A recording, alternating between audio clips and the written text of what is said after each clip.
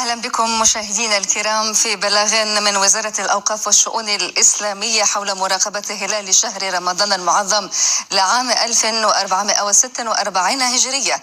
تنهي وزارة الأوقاف والشؤون الإسلامية لعلم المواطنات والمواطنين أنها راقبت هلال شهر رمضان المعظم لعام 1446 هجرية بعد مغرب يوم الجمعة 29 شعبان الموافق ل 28 فبراير، واتصلت بجميع مندوبي الشؤون الإسلامية بالمملكة وبوحدات القوات المسلحة الملكية المساهمة في مراقبة الهلال، فأكدوا لها جميعا عدم ثبوت رؤيته. وعليه فإن شهر شعبان يكون قد استكمل 30 يوما، ويكون فاتح شهر رمضان المعظم ويوم الأحد 2 مارس 2025 ميلادية.